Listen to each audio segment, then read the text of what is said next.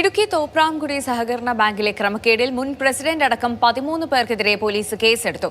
Joint രജിസ്ട്രാറുടെ പരാതിയിലാണ് case. മുൻ ഭരണസമിതി അംഗങ്ങളും ജീവനക്കാരും ചേർന്ന് 10,42 ലക്ഷം രൂപയുടെ തട്ടിപ്പാണ് നടത്തിയിരിക്കുന്നത്.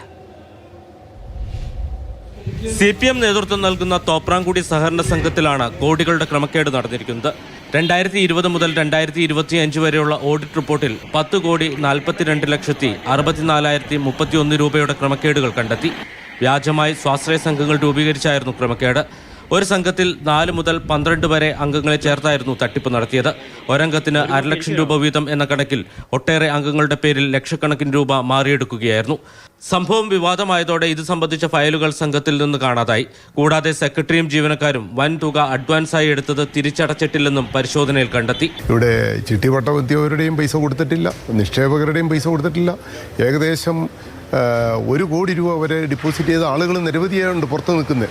ഇതിൻ്റെ ആരാണോ ഇതിൻ്റെ പ്രതികൾ അവരെ വെളിച്ചത്ത് കൊണ്ടുവരികയും അവരുടെ സ്വത്തുവകകൾ കണ്ടുകെട്ടി ഈ നിക്ഷേപകർക്കും ചിട്ടിപട്ടമെത്തിയവർക്ക് അവരുടെ പൈസകൾ തിരിച്ചു കൊടുക്കണമെന്നുള്ളതാണ് UDF ശക്തമായി ഉന്നയിക്കുന്നത്. സഹകരണ സംഘം സെക്രട്ടറി സുനിത കുമാരിയാണ് കേസിലെ 1-ാം പ്രതി.